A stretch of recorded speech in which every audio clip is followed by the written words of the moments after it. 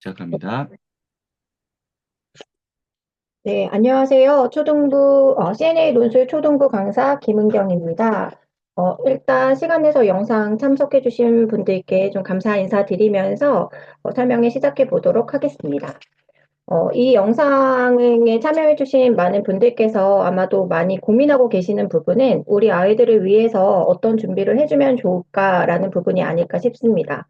저희도 언제나 항상 고민하고 있는 부분이기도 한데요.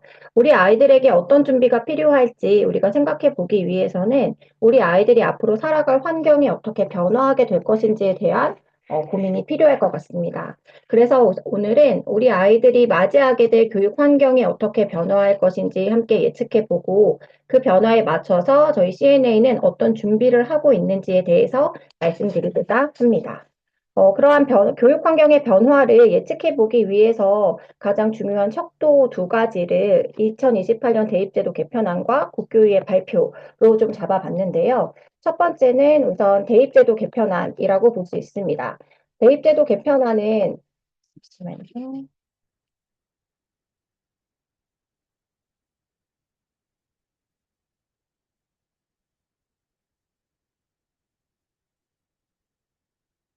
죄송합니다. 화면 공유 다시 한번 해보겠습니다.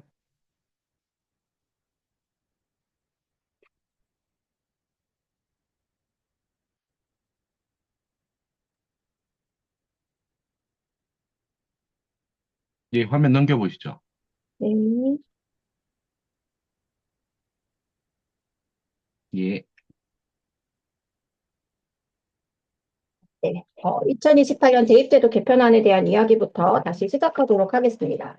아직 초등학생인 우리 아이들에게 대입제도 개편안에 대한 내용은 너무 먼 미래 이야기처럼 생각되실 수 있습니다.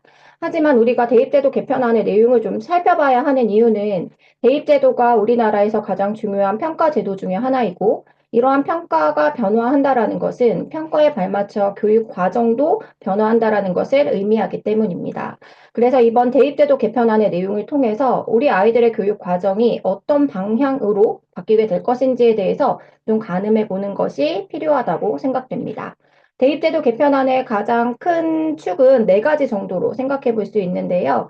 화면에 보시는 것처럼 첫 번째는 내신 5등급제로의 전환, 두 번째 내신 서술형 평가가 강화된다라는 점입니다. 그리고 수능, 국어와 수학 또한 사회, 과학 모두에서 선택 과목이 폐지가 됐다라고 하는 부분인데요. 이 네 가지 내용을 통해서 우리가 앞으로 변화하게 될 내용을 좀 가늠해 보자면 우선 내신이 기존의 9등급에서 5등급제로 전환이 되면서 내신 인플레에 대한 예상을 해볼 수 있습니다. 그래서 이 부분에 대해서는 각 대학들이 논술이나 구술 면접을 좀 더 강화해 나갈 것이다라는 부분을 좀 예측해 볼 수 있고요.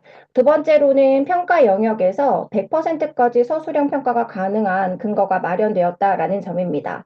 현재에도 논서술형 평가가 50% 이상씩 차지하고 있기는 하지만 이 모든 부분이 전체적으로 논술형 평가로 전환될 수 있는 가능성이 열렸다는 부분을 확인할 수 있습니다.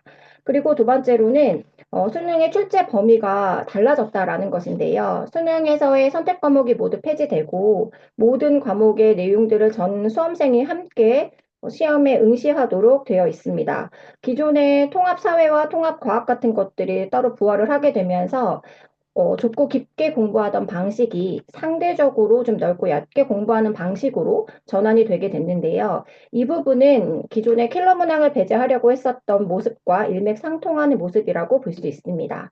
그러니까 범위가 늘어나고 깊이가 얕아졌다라는 것은 문제 유형의 변화를 의미한다라고 볼 수 있는데요. 기존의 암기형 심화 문제가 아니라 아이들의 사고력을 측정할 수 있는 문항으로의 전환, 그러니까 범위, 깊이의 내용을 달라지게 한다라기보다는 문항의 전환을 통해서 깊이 있는 사고력을 측정할 수 있도록 전환하겠다라는 것을 보여줍니다. 여기에서 이제 논서술형 수능의 가능성이 좀 엿보인다라고 할 수 있습니다. 이와 관련해서 좀 더 생각해 볼 수 있는 것이 국교위의 발언 내용인데요. 국교위는 대통령 직속 기관으로서 중장기 교육 발전 계획을 만들자는 취지로 2022년에 출범을 했습니다. 원래는 올 3월에 이제 확정 고시할 예정이었는데 조금 늦춰지게 되면서 5월에 발표를 계획하고 있습니다. 이 발표에서 국가 교육 발전 계획을 수립하고 있는데 앞으로 10년간 시행될 교육 발전 방향을 결정하는 것이다라고 보실 수 있습니다. 이 내용을 통해서 이제 이 국교위에서 여러 가지 발언들이 좀 나왔었는데 가장 대표적으로 수능 이원화 문제라든지 고교 내신 외부 평가제와 같은 발언들이 나와서 작년에 언론이 좀 들썩거리기도 했었습니다. 이러한 내용들은 아직 확정 고지가 된 것은 아니지만 국교위 내부에서 이와 관련된 논의가 이루어지고 있다라는 것을 의미하기 때문에 이 부분이 어떠한 변화를 가지고 올 것인지에 대해서 좀 생각을 해볼 필요가 있습니다. 실제 국교위 위원장이었던 이배용 위원장은 수능 문제에 논술형, 서술형 문제를 도입하고 점차 확대해 나가야 한다라는 취지의 발언을 했습니다. 수능 문제에서 논서술형 문제가 도입이 된다라는 것은 수업 과정도 이러한 사고력을 측정하고 키워낼 수 있는 독서 토론의 형식으로 변화할 수 있다라는 것을 의미하고 있다는 거지요. 그래서 앞으로 수능에서도 논서술형 문제가 도입될 가능성이 충분하고 이 부분이 교육 과정으로 전환이 된다면 학교 교육 과정도 독서, 토론, 논술형의 수업 방식으로 전환될 가능성이 매우 높아졌다라는 것을 알 수 있습니다. 그러면 이 부분에서 실제 우리 교육 과정에서 독서, 토론, 논술 수업이 이루어지기 위한 어떤 롤모델이 필요할 텐데요. 그 롤모델로 최근에 많이 이야기하고 있는 부분이 바로 IB 교육 과정입니다. IB 교육 과정은 국제 공인 대입 시험 및 교육 프로그램으로 논서 수령 교육 및 평가가 이루어지는 체계를 이야기합니다. 수업 방식은 토의 및 토론 중심으로 이루어지게 되고요. 수업 평가 또한 구술이나 논술, 그리고 전 과목 절대 평가를 바탕으로 해서 이루어지고 있습니다. 그래서 현재 우리의 입시를 바꿀 롤모델로 주목되고 있는 것이 바로 IB 교육 과정입니다. 그런데 이러한 논서 수령 교육 과정 및 평가가 이루어지는 것이 매우 중요하다라는 것은 많은 사람들이 인정한 부분인데 지금까지 실제 시행되지 못하는 가장 큰 이유는 평가 체제 때문입니다. 다시 말하면 우리가 논서 수령 평가를 본다라고 했을 때 어떤 사람이 채점을 하더라도 동일한 채점이 이루어질 수 있는지 그만큼 채점의 객관화를 이루어낼 수 있는지에 대해서 많은 사람들이 의문을 품을 수 있다라는 것입니다. 이러한 의문의 문제를 해결하기 위해서 제시된 방법이 바로 루브릭이라는 평가 체제입니다. 루브릭은 학습자의 학습 결과물이나 성취도를 평가하기 위해서 명세화된 기준을 내세우는 걸 의미하는데요. 학습자가 어떤 수행을 했을 때 그의 수행 수준별 평가 영역별로 점수를 세분화해서 나타내고 있습니다. 이를 통해서 평가자는 본인이 어느 정도의 수준으로 이 과제를 수행해냈는지를 확인할 수 있고 앞으로 내가 이 과제를 수행하는 데 있어서 어떠한 노력이 더 필요한지에 대한 피드백을 받을 수 있습니다. 그러면 향후 내가 어떤 능력을 더 함양해야 하는지를 파악할 수 있다라는 거죠. 이러한 루브릭 연구가 실제 많이 이루어지고 있는데요. 화면에 보시는 내용은 실제 예시 문항이라고 보시면 되겠습니다. 속담에 쓰일 수 있는 상황을 두 가지 이상 찾고 적절하게 쓰일 수 있는 속담을 서술하여 속담을 사용하면 좋은 점을 두 가지 이상 설명해 보자라는 문항에 대해서 학습자는 처음, 중간, 끝 이렇게 3단 구성을 통해서 답안의 완성을 하게 됩니다. 그러면 이 답안을 토대로 해서 평가가 이루어지게 되는데요. 지금 화면에 보고 계시는 부분이 루브릭 평가 체제라고 보시면 되겠습니다. 크게는 과제 파악력, 그다음에 조직, 표현, 영역으로 나뉘어서 각 영역별로 수행자가 수행한 과제의 내용이 어느 단계에 해당하는지를 분석하고 그 단계에 맞는 점수를 주게 됩니다. 이렇게 루브릭 연구 내용을 보시면 평가 체제 자체가 매우 상세하게 기준이 제시되어 있기 때문에 어떤 평가자가 평가를 하더라도 객관적으로 평가할 수 있도록 체계를 만들어 놓았다라고 보시면 되겠습니다. 초등뿐만이 아니라 실제 고등 국어에서도 서술형, 논술형 문항 개발 사례가 있는데요. 보고 계시는 문제는 인사이드 아웃에 대한 평론과 그다음에 정호승 시인의 슬픔이 기쁨에게라는 시를 토대로 해서 문제가 출제되었습니다. 이 문제에 대해서 뒤에 보시면 채점 기준이 상세하게 나와 있다라는 것을 확인하실 수 있을 겁니다. 구체적으로 내용을 하나하나씩 살펴보면 매우 세분화된 영역별 점수를 측정할 수 있다라는 것을 확인하실 수 있습니다. 또한 이 평가 기준이 아이들에게 제시됨으로써 아이들은 본인이 어떻게 해서 이러한 점수를 받게 되었고, 앞으로 내가 더 높은 점수를 받기 위해서는 어떤 분야에서 준비가 더 필요한지 또 피드백을 받을 수 있습니다. 이러한 내용을 토대로 저희도 실제 워크북 안에 루브릭 문제를 구성하고 있습니다. 현재 올해 워크북부터 3학년에서 6학년까지는 루브릭 문제가 들어가 있는데요. 문제를 살펴보시면 모두 조건형 서술형 문제다라는 것을 확인해 보실 수 있습니다.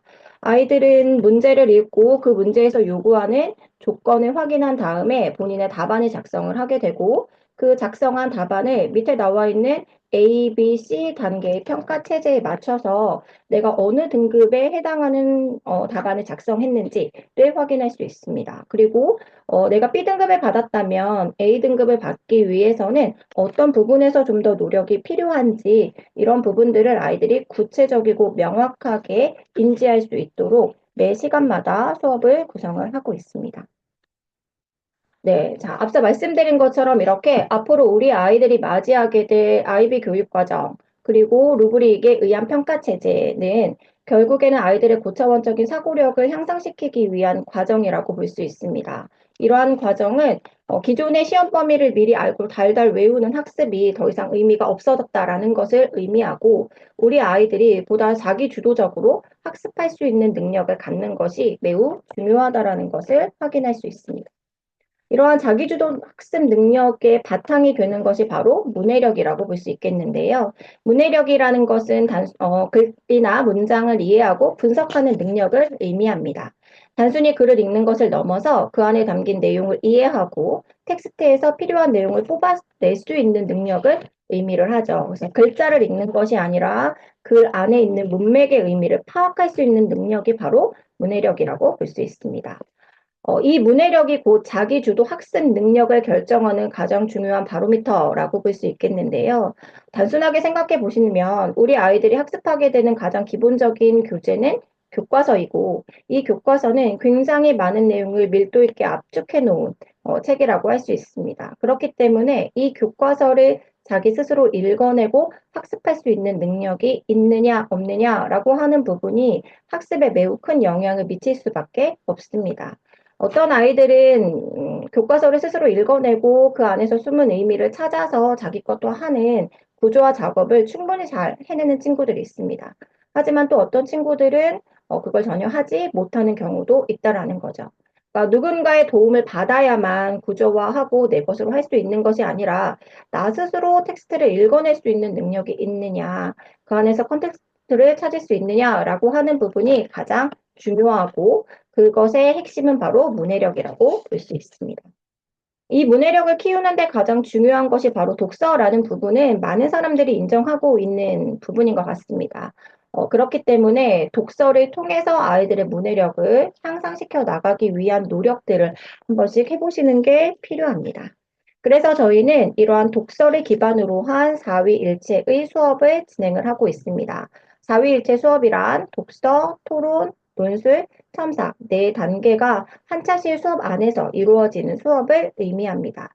당연히 독서가 가장 기본이 될 수밖에 없고 독서를 한 상태에서 워크북 문제를 풀어와야만 수업을 진행할 수 있다라는 사실을 말씀드립니다. 그러면 이 4위일체 수업에 대해서 각 구성 요소에 대해서 조금 구체적으로 말씀드리도록 하겠습니다. 가장 첫 번째는 독서라고 할 수 있겠는데요. 독서가 중요하다라는 부분은 앞서도 이미 잘 말씀해 드렸습니다. 그러면 이러한 독서를 어떻게 하면 좋을 것인가라는 것을 학년별, 시기별로 나눠서 조금 설명드리도록 하겠습니다. 먼저 저학년인데요. 1, 2학년 친구들에게 독서에서 가장 중요한 것은 사실 즐거운 독서가 되는 것입니다. 모든 학년에게 즐거운 독서가 되는 게 가장 기본인데, 그 중에서도 1, 2학년 때 책이 즐겁다라고 하는 인지를 스스로 하는 것이 매우 중요합니다. 그런데 이제 이 1, 2학년 시기가 됐을 때 학부모님들께서 많이 우려하고 걱정하시는 부분이 바로 읽기 독립에 대한 부담감이 아닐까 싶습니다. 유치원 때까지는 책을 즐겁게 많이 읽어주시는데 왠지 초등학생이 되면 혼자 읽어야만 할 것 같다라는 부담감을 많이 느끼시거든요. 사실 읽기 독립 매우 중요한 부분은 맞습니다. 하지만 아이들마다 성장 속도가 다르다는 부분에 충분히 고려를 해주셔야 할 것 같습니다. 그러니까 아이들마다 걸음마의 속도가 다른 것처럼 읽기 독립이 이루어지는 시기도 딱 일률적으로 말씀드릴 수는 없거든요. 그래서 우리 아이가 현재 읽기 독립을 해나갈 수 있는 시기인지 아닌지를 좀 잘 보시고, 그것을 힘들어한다라고 하면 어떤 도움을 주어야 할지, 처음에는 때로는 책을 같이 읽어줄 수도 있겠지만, 엄마의 도움을 서서히 줄여나가는 방식으로 아이를 무턱대고 혼자 읽으라고 하기보다는 부모님의 도움을 조금씩 줄여나가면서 스스로 해 나갈 수 있는 시간을 조금 만들어주시면 좋지 않을까 싶습니다. 그래서 이제 1, 2학년 시기에는 좀 가장 즐겁게 읽는 거, 그 부분이 가장 중요하다고 볼 수 있겠고요. 그 이외에는 이제 소리내어 읽거나 질문하고 함께 이야기해보는, 여기서 질문이라는 것은 책 내용을 잘 읽었는지 확인하는 유형의 질문이 아니고요. 책을 읽고 난 뒤에 그 책의 주인공의 감정이라든지 생각이라든지 이런 느낌들을 함께 공감하고 이야기 나눌 수 있는 시간을 갖도록 해주시는 것이 가장 중요합니다. 두 번째는 중학년입니다. 3, 4학년인데요. 3, 4학년은 본격적으로 학습이 시작되는 시기이기도 합니다. 책 읽기만 제대로 해도 공부가 수월해지는 시기다라고 말씀을 드리는데요. 이 시기에서 우리가 생각해 봐야 할 부분은 크게 세 가지입니다. 첫 번째는 어휘력을 점검해야 한다는 겁니다. 초등학교 중학년의 독해는 보통 사실적 독해와 추론적 독해에 해당을 하게 되는데요. 독해는 사실적 독해, 추론적 독해, 비판적 독해, 창의적 독해. 뒤로 갈수록 더 고차원적인 사고력을 필요로 하는 독해력이다라고 볼 수 있는데요. 3, 4학년은 앞서 1, 2단계, 사실적 독해와 추론적 독해가 가장 기반이 된다라고 보시면 될 것 같습니다. 그래서 책에 있는 내용을 제대로 파악하고 있는지, 그리고 책에 나와 있는 사실을 바탕으로 책에 직접 드러나 있지 않은 새로운 사실을 이끌어낼 수 있는지, 그러한 능력을 가지고 있는지를 파악하는 게 가장 중요한데, 당연하게도 어휘력이 바탕이 되지 않으면 가장 기본적인 사실적 독해가 이루어질 수 없습니다. 3, 4학년에는 교과목도 다양해지고 다양한 개념어도 등장을 하게 되면서 어휘력이 폭발적으로 증가해야 하는 시기이기 때문에 우리 아이들이 이런 기본적인 어휘력을 잘 갖추고 있는지, 그래서 현재 읽고 있는 책이 우리 아이의 수준, 우리 아이의 어휘력에 맞는 책인지를 좀 판단하시는 것이 필요할 것 같습니다. 보통 읽기 전문가들은 글 속에서 모르는 낱말이 70% 이상 차지하면 사실적 독해가 거의 되지 않는다라고 보니까 아이들이 책 속에서 모르는 낱말이 어느 정도 되는지 한번 점검해 보시고 아이의 책 읽기 수준을 좀 가늠해 보시면 좋을 것 같습니다. 그리고 두 번째로는 통합적 사고력을 키워야 한다라는 겁니다. 앞서 말씀드린 것처럼 3학년부터는 다양한 교과목이 시작이 되는데요. 그 교과목마다 교과서의 읽기 내용이 서로 다릅니다. 국어는 줄글이 좀 빼곡하게 들어가 있고요. 사회 과목 같은 경우에는 다양한 도표들이 들어가 있는 경우가 많고, 과학 같은 경우에는 그림이나 만화, 사진, 실험 이런 것들이 수록되어 있는 경우가 많습니다. 다시 말하면 교과목별로 교과서를 읽어내는 방식이 좀 달라진다라는 거죠. 그렇기 때문에 이러한 다양한 문해력을 요구하는 교과서를 읽어내기 위해서는 통합적인 사고력을 키워내고 이러한 다양한 유형의 책들을 읽어낼 수 있는 훈련이 필요합니다. 그리고 마지막은 철학적 사고, 지금 여기 융합형 인재로 거듭나기 위한 독서 편식이라고 말씀드렸는데요. 가장 중요한 부분은 철학적 사고가 시작되어야 한다라는 점입니다. 철학이라고 해서 뭔가 어려운 철학자들의 이야기라거나 그런 것이 아니고요. 일반적으로 아이들이 호기심을 가지고 많이 생각하는 부분들, 이 세상은 어떻게 만들어졌을까? 우주라는 건 무엇일까? 자연에 살아가고 있는 많은 동물들은 어디에서 왔을까? 이런 것들에 대한 질문에 서로 생각해보고 답하는 시간을 갖는 것입니다. 사실 우리 아이들은 이런 것들을 굉장히 많이 생각을 하거든요. 그런데 이런 것들에 대해서 질문을 하면 의뢰에 쓸데없는 질문으로 치부받는 경우들이 많이 있습니다. 사실 이제 어른들은 너무 실용적인 사고에 익숙해져 있기 때문에 아이들이 하는 철학적 사고가 쓸데없는 것이다라고 치부해버리는 경우가 많기 때문인데요. 사실 철학은 삶을 살아가는 가치관을 형성하는 데 매우 중요한 요소이고, 이 시기부터는 우리 아이들이 이러한 철학적인 질문들에 대해서 끊임없이 생각하고 이야기하는 과정이 매우 중요합니다. 이런 것들이 잘 만들어졌을 때 나만의 가치관을 잘 형성을 하고 그것을 통해 사회를 바라볼 수 있기 때문인데요. 그래서 3, 4학년 시기에 이런 철학적인 질문들을 좀 받는다라면 쓸데없는 질문으로 치부하지 마시고 아이가 궁금해하는 것에 대해서 함께 이야기 나눠보는 시간을 가져보시면 좋을 것 같습니다. 네, 마지막은 5, 6학년, 고학년입니다. 고학년은 보다 고차원적인 사고력이 좀 필요한 시기다라고 하는데요. 이것을 한마디로 말하면 통찰력이라고 볼 수 있을 것 같습니다. 통찰력은 세상을 바라보는 안목이라고 볼 수 있을 것 같아요. 세상이 어떻게 돌아가는지, 내가 어떤 세상 속에서 살고 있는지, 이런 걸 나만의 눈으로 바라볼 수 있는 힘을 키우는 것이 매우 중요한데, 이러한 통찰력을 키우기 위해서 중요한 요소들에 대해서 좀 짚어봤습니다. 첫 번째는 비문학의 도서 비율을 점검해야 한다라는 부분인데요. 일반적으로 우리 아이들 대체적으로 문학 도서는 즐겁게 읽는데 비문학 도서는 조금 어렵고 따분하게 생각하는 경우들이 많이 있습니다. 하지만 고학년이 되면 이제 비문학의 비율을 점차 올려나가서 문학과 비문학의 비율을 4대 6 정도, 비문학을 조금 더 무게중심을 옮겨서 책을 읽을 수 있도록 분위기를 만들어 주시는 게 중요할 것 같습니다. 특히 이 시기는 이제 독서 편식, 아이들의 사춘기가 시작이 되면서 독립심이 강해지고 좀 반항심이 생기기도 하면서 때로는 본인이 좋아하는 장르에만 치중해서 책을 읽어나가는 경향들이 있거든요. 그래서 아이들에게 한쪽으로만 치우치지 않게 비문학 도서도 적재적소에 넣어 주셔서 함께 읽어나갈 수 있도록 해주시는 게 필요할 것 같습니다. 그리고 두 번째는 이제 너무나 기본적으로 그 많은 도서들 중에서 어떤 도서를 선택할 것인가 가장 기본이 될 수 있는 건 극과 연계 도서라는 거 말씀드리고요.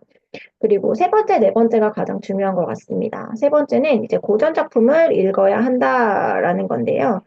앞서 말씀드린 것처럼 통찰력을 키워야 하는 시기라고 말씀을 드렸는데 이 통찰력을 키우는 데 있어서 가장 중요한 두 가지 중에 하나가 고전 작품 읽기고 나머지 하나는 역사라고 볼 수 있습니다.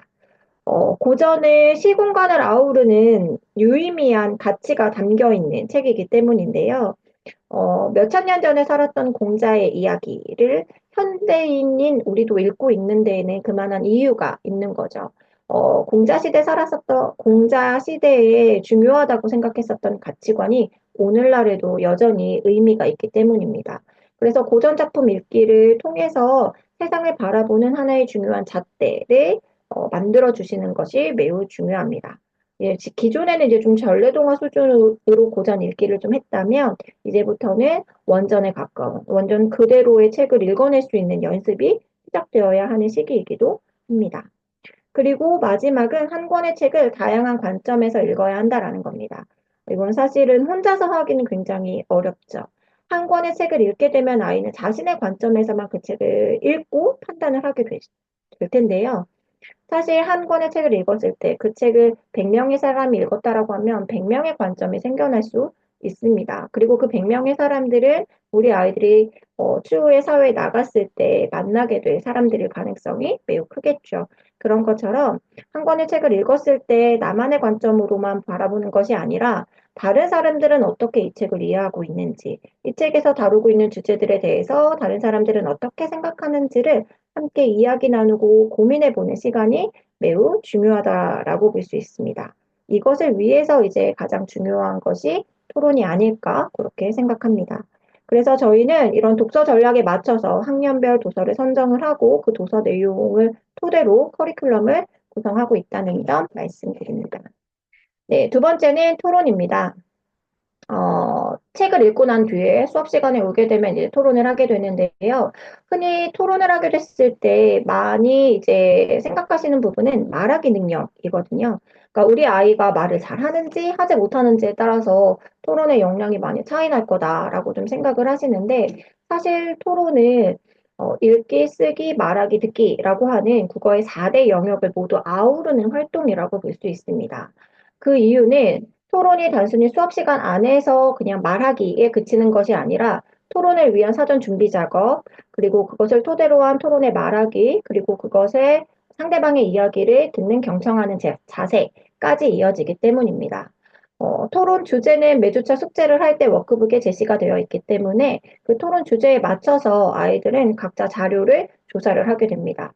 워크북에 기본적으로 나와 있는 제시문을 분석하는 것부터 인터넷을 검색을 한다든지 책을 찾아본다든지 하는 또 다른 방법을 통해 자료 조사를 하게 되고요. 이렇게 조사한 내용들을 스스로 읽어내고 그 읽어낸 것들 중에서 가장 핵심이 되는 것들을 추려서 입론을 작성을 하게 됩니다.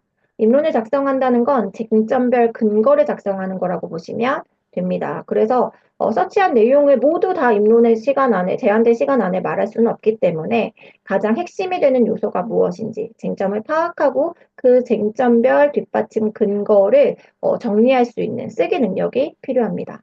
여기까지가 준비가 되어 있다면 수업 시간에 아이들은 준비된 내용을 토대로 해서 친구들에게 말하기를 하게 되는 거죠.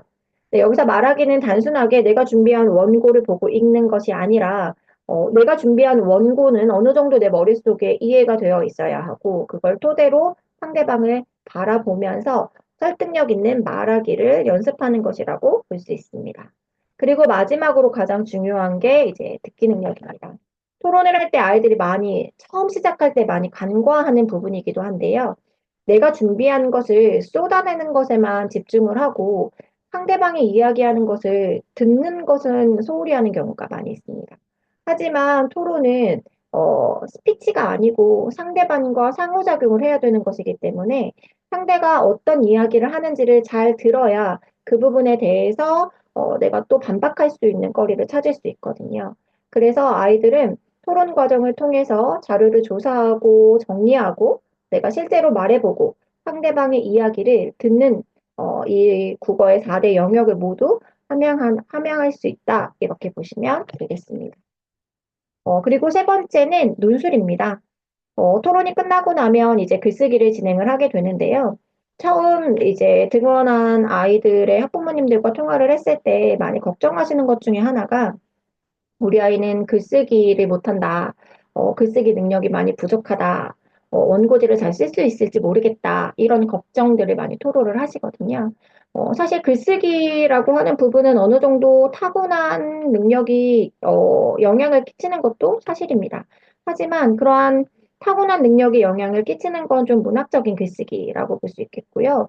저희가 학원에서 진행을 하는 이런 실용적인 글쓰기들은 얼마나 오랜 기간 동안 차분하게 연습을 했느냐라는 부분이 가장 중요하다라고 볼 수 있습니다.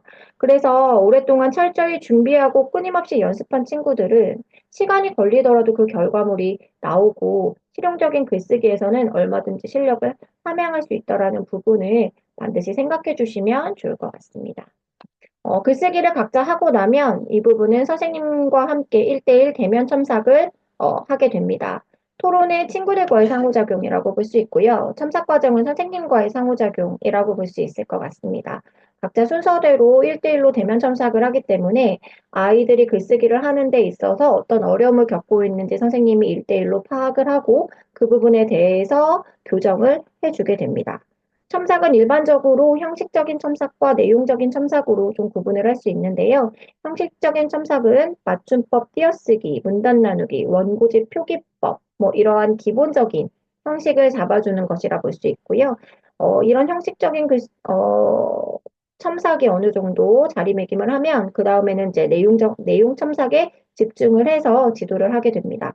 내용 첨삭은 논제를 제대로 파악을 했는지, 개요를 제대로 짰는지, 개요에 맞춰 글을 잘 썼는지, 논지 전개 과정에서 논리적인 모순은 없는지 이런 부분들을 보다 세심하게 평가하는 부분이다라고 보시면 되겠습니다.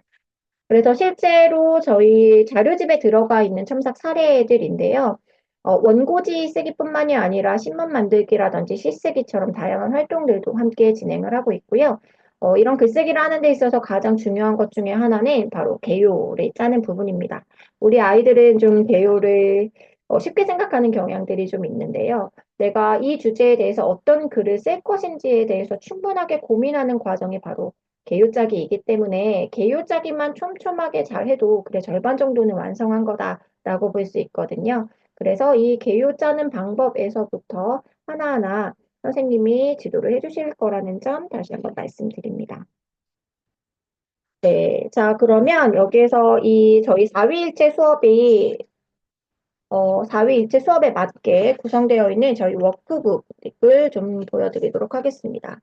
6학년 4월 1주차 6학년 워크북이고요.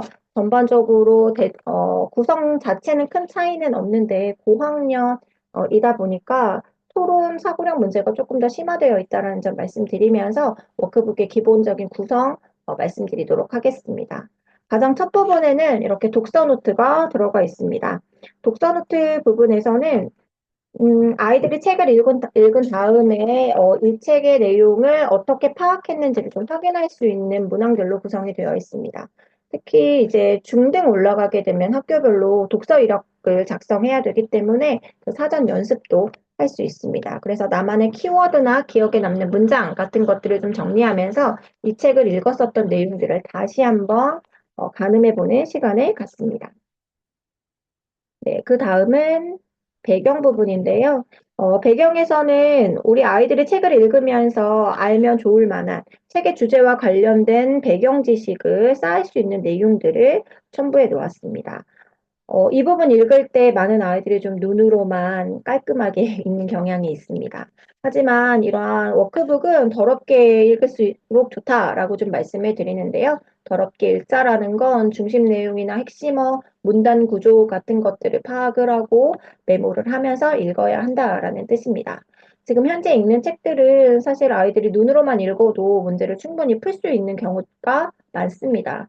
하지만 시간이 지나고 고학년이 되면 될수록 제시문의 난이도가 높아지고 구조도 복잡해지기 때문에 눈으로만 읽었을 때는 한눈에 파악하기 어려운 경우가 많습니다. 그렇기 때문에 지금부터 미리 문단별 중심 내용이나 핵심어, 문단 간의 관계, 그 전체의 구조 이런 것들을 생각하면서 읽을 수 있는 습관을 기르는 것이 매우 중요합니다. 그렇기 때문에 핵심어 찾기랑 밑줄 긋기, 중심 내용 찾기 이런 부분들을 그런 구조를 파악하는 가장 기본이라고 할 수 있습니다. 그 다음은 독해 문제인데요. 독해 문제 같은 경우에도 우리 아이들이 이제 해당 주차와 관련된 제시문으로 구성을 해서 아이들의 문해력을 향상시키기 위한 문제들로 구성이 되어 있습니다. 다음은 어휘입니다. 어휘 부분은 책에서 다루는 주요한 개념어나 고급 어휘들을 수록해 놓았고요. 이 어휘들이 어떻게 활용되는지 활용형 문제로 구성을 하고 있습니다. 언뜻 보면 어휘 문제 굉장히 간단해 보일 수 있는데요. 사실 어휘 문제는 그 단어를 껴맞춰 넣는 것이 중요한 것이 아니라 이 단어를 내가 얼마나 잘 활용할 수 있느냐가 더 중요하기 때문에 이 어휘 문제가 생각보다 까다로울 수 있습니다. 실제 글쓰기 할 때 어휘에 나와 있는 단어들을 활용을 해서 글쓰기를 하게 되면 활용을 굉장히 어색하게 하는 경우들이 많이 있거든요. 그래서 이 아이들이 어휘의 뜻을 아는 것도 중요하지만 거기에서 더 나아가서 이 어휘를 잘 활용할 수 있도록 지도를 하고 있고요. 두 번째, 세 번째는 맞춤법과 띄어쓰기. 생각보다 많이 틀리는 문제이거든요. 특히나 이제 띄어쓰기 같은 경우에는 문법과도 좀 연결되어 있는 부분이기 때문에 맞춤법 띄어쓰기 문제를 같이 수록해 두었습니다. 그리고 마지막은 이제 출제 빈도가 높은 한자 성어를 넣어 놓았고요. 한자 성어도 어휘와 마찬가지로 적재적소에 잘 활용할 수 있도록 구성을 해 놓았습니다. 네, 그리고 다음은 이제 독서 영역인데요. 독서는 말 그대로 독서를 제대로 했는지 확인하는 유형의 문제들이라고 보시면 되겠습니다. 그래서 대부분 사실적 독해나 추론적 독해에 해당하는 문제들로 구성이 되어 있습니다. 서술형 문제도 있고, OX 문제도 있고, 단어 넣기, 단답형의 문제들도 있고요. 다양한 유형의 문제들을 접할 수 있도록 좀 구성을 해 놓았고요. 이 독서 문제 보시면 6번 문제처럼 루브릭 문제 들어가 있습니다. 그래서 앞서 말씀드린 것처럼 서술형 문제를 제시를 해놓고 그 서술형 문제를 푸는 데 있어서 어떤 요소가 중요한지 조건 및 평가 내용이 들어가 있습니다. 그러면 아이들은 이 조건에 맞춰서 본인이 내용을 잘 구성을 했는지, 이 평가 내용의 평가 기준에 맞춰서 내가 어느 정도 성취를 했는지를 수업 시간에 함께 확인해 보고 더 보완하기 위해 어떤 점을 신경 쓰면 좋을지 함께 고민하고 있습니다. 그 다음엔 아이비로 만나는 토론입니다. 토론 문제는 사고력 문제라고 볼 수 있는데요. 이 책에서 이야기해야 할 주요한 주제들을 저희가 선정을 해놓고 주제와 관련된 또 다른 제시문들을 함께 구성을 했습니다. 그래서 선정 조서의 내용과 제시문의 내용을 토대로 해서 우리가 이 주제에 대해서 함께 고민하고 생각하고 이야기 나눠볼 수 있는 문제들로 구성을 했습니다. 그리고 이 토의 토론의 마지막 문제가 바로 찬반 토론 문제입니다.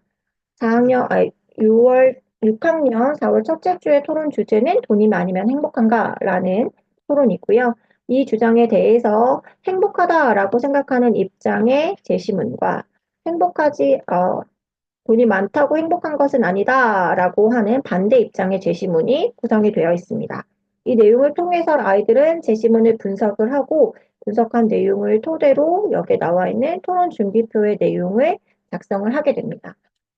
여기에 이제 뒷받침 근거를 찾을 때 단순하게 그냥 찬반 근거를 찾는 것이 아니라 여기 나와 있는 것처럼 쟁점 1, 쟁점 2, 쟁점 3. 그래서 이 토론에서 우리가 주요하게 논쟁이 되는 지점이 무엇인지를 파악하고 그 부분에 맞춰서 찬반 의견을 정리할 수 있습니다. 그리고 이 과정에서 개별적으로 필요한 부분들을 더 준비해 오는 것까지가 숙제인데요. 많이 착각하는 것 중에 하나가 나는 이제 행복하다라는 입장으로 1팀으로 해야겠다라고 생각해서 1팀의 근거만 찾아오는 건데요. 실제 수업 시간에 토론을 할 때에는 1팀이 될 수도 있고 2팀이 될 수도 있고 그것을 확정할 수 없기 때문에 양측의 입장을 모두 준비해 오는 과정이 중요합니다. 그리고 설사 내가 입장 1팀을 원한다고 하더라도 입장 2팀의 근거를 좀 준비해 보는 과정에서 상대팀의 논거를 미리 좀 확인해 볼 수 있기 때문에 상대팀의 논거까지 잘 알고 있는 상태에서 토론을 하면 훨씬 더 원활한 토론이 이루어진다라고 볼 수 있습니다. 네, 그리고 마지막은 이렇게 논술 문제로 구성을 하고 있습니다. 그래서 여기 나와 있는 1번 문제는 토론 내용을 정리하는 유형의 문제가 나와 있고요. 2번 문제는 그 이외에 뭐 사업 계획서, 독후감 쓰기, 비평문 쓰기 등등 다양한 유형의 글쓰기들이 제시되어 있습니다. 그래서 그날 수업 내용에 따라서 담임 선생님이 문제를 선택을 해서 글쓰기를 진행을 합니다. 여기 보이시는 것처럼 논술 문제라든지 토론 과정에서도 루브릭 평가표가 들어감으로써 내가 보완해야 할 점이 무엇인지를 한 번 더 생각해 볼 수 있도록 구성을 하고 있습니다. 자, 그러면 이어서 저희 연간 커리큘럼 설명드리도록 하겠습니다. 1학년부터 6학년까지 초등부 연간 프로그램 보고 계시는데요. 1, 2학년 수업에서 가장 중요한 부분은 아무래도 즐겁게 책을 읽을 수 있도록 하는 것이기 때문에 아이들이 재미있게 읽을 수 있는 도서들을 많이 선정을 했고요. 그 재미있게 읽을 수 있는 책들 중에서도 학교 교과 프로그램, 교육 과정과 연계해서 읽어보면 좋을 만한 주제들로 다양하게 구성을 했습니다. 3, 4학년 수업에서의 핵심은 아까 철학이다라고 좀 말씀을 드렸는데요. 그래서 보시면 3학년 같은 경우에는 1월에서 6월 달까지는 다양한 분야의 통합교과 논술, 사회, 과학, 도덕, 수학 등등, 그리고 문학까지 다양한 교과 연계 도서들을 읽고 있고요. 여기 7월 달로 가보시면 7, 8월에 논리철학 수업이 들어가 있습니다. 그래서 3학년을 대표하는 철학 프로그램이라고 볼 수 있는데요. 이걸 통해서 아이들이 다양한 철학적 사고를 할 수 있도록 프로그램을 구성해 놓았고요. 12월 달의 마지막에는 역사, 역사 수업은 3, 4, 5, 6학년 수업, 그러니까 2학년 때부터 쭉 계속해서 연계해서 이어지게 되는데, 나선형으로 구성이 되어 있습니다. 그래서 2학년, 3학년, 4학년 때까지는 아직 통사 중심의 접근은 어렵기 때문에 주제사 중심으로 혹은 인물 중심, 위인 중심으로 해서 역사 수업을 구성을 하고 있습니다. 4학년도 3학년과 비슷한데요. 4학년은 1, 2, 3, 4학년에는 통합교과 논술 프로그램이 구성이 되어 있고 5, 6월 달에 CNA 대표 사고력 프로그램인 오디세이 프로그램이 들어가 있습니다. 이 오디세이 시간에는 책을 읽지 않고 아이들과 함께 이야기 나누고 활동하는 시간을 주로 갖고 있습니다. 그리고 7월로 넘어가게 되면 역사부터 해서 다시 문학, 논리, 철학 수업이 쭉 이어진다. 이렇게 보시면 될 것 같습니다. 5학년 프로그램의 핵심은 크게 세 가지 정도로 좀 말씀드릴 수 있는데요. 첫 번째는 1, 2월, 7, 8월에 진행을 하는 한국사 통사 프로그램입니다. 4학년까지 주제사 중심으로 접근을 했다면 5학년 때는 통사로서 한국사를 접하게 되겠고요. 어, 상반기 3, 4, 5, 6월 달의 핵심은 토론 강화 수업과 논술 강화 수업입니다. 4학년 때까지의 토론 토의 수업이 주로 자유 토론에 의해서 자유로운 형식으로 다양하게 자신의 의견을 말해보는 과정이었다면 5학년 때부터는 4대4 찬반 토론을 중심으로 해서 본격적인 토론 수업을 진행을 하게 되고요. 5, 6월 달에는 다양한 글쓰기의 기초가 될 수 있는 논술 강화 프로그램이 진행되고 있습니다. 그리고 하반기에는 문학, 비문학, 미디어 수업이 이루어지게 되는데요. 이 하반기에는 문법 수업이 함께 진행이 되면서 국어 문법의 기초를 다질 수 있는 시간을 갖게 됩니다. 6학년 프로그램도 세 가지 정도로 좀 말씀드릴 수 있을 것 같습니다. 제일 먼저는 이제 세계사입니다. 세계사는 사실은 초등교육 과정에서 정식 통사 개념으로 들어가 있지는 않기 때문에 세계사를 미리 하지 않는 친구들 같은 경우에는 중학교 올라가서 처음으로 세계사를 접하게 되는 경우가 생깁니다. 그런데 중등 세계사 내용이 그렇게 쉽고 단순하지는 않기 때문에 초등 단계에서 배경 지식을 미리 쌓아놓는 것이 중요하다는 점 말씀드리고 저희는 1, 2월 달에 세계사 수업이 통사 형식으로 진행이 되고 있습니다. 그리고 이제 5, 6월 달에 고전 명작, 논어 수업이 함께 진행이 되는데요. 6학년 때 통찰력을 키우는 데 있어 가장 중요한 게 역사와 고전이라는 부분 말씀드렸는데요. 그 고전 중에서도 중요하다라고 할 수 있는 논어부터 고전 읽기를 시작을 한다. 이렇게 보시면 되겠습니다. 그리고 7월부터는 이제 중등 과정, 예비 중등 과정으로 해서 베스트 컬렉션이 진행이 되는데요. 이 과정은 말 그대로 중등 과정을 미리 준비하기 위한 교과 연계 프로그램이다라고 보시면 될 것 같습니다. 그러면 다음 달에 진행하게 될 4월 학습 계획에 대해서 좀 말씀드리도록 하겠습니다. 4월 학습 계획의 내용은 전반적으로 사회 과목과 관련된 교과 연계 도서들로 구성되어 있다라고 보시면 될 것 같습니다. 그래서 1, 2학년 학습 계획서의 경우에도 우리 모두는 소중해요. 사고력이 자라는 사회 수업이라고 해서 사회 구성원으로서 우리의 역할이 무엇인지, 우리 이웃과 함께하기 위해서 우리가 어떠한 노력을 해야 하는지, 우리 가족 관계에서의 중요한 점은 무엇인지들에 대해서 함께 살펴보고 있습니다. 네, 그리고 3, 4학년도 교과 연계 수업으로서 사회 수업이 이루어지게 되는데요. 저희가 3월 달에는 과학 관련 도서들, 교과 연계 도서들을 읽었고, 그것의 연장선상으로 4월에는 사회 과목의 교과 연계 도서들을 함께 읽어볼 예정입니다. 그리고 5학년과 6학년도 5학년은 사회인권 수업, 6학년도 사회와 통하다라고 해서 정치, 경제, 사회 분야의 모든 부분들을 함께 아울러 볼 수 있는 도서들로 구성을 했습니다. 네. 좀 장황하게 말씀을 드렸는데, 오늘 말씀드린 이야기의 핵심은 역시 독서라고 볼 수 있을 것 같습니다. 이미 독서가 중요하다라는 부분은 학부모님들도 모두 다 알고 계시는 부분일 텐데, 이 독서를 어떻게 좀 장기간 길게 장거리 여행처럼 해나갈 수 있는지 그런 부분들에 대해서 조금 고민을 해보시면 어떨까 싶습니다. 네, 이상으로 마치겠습니다.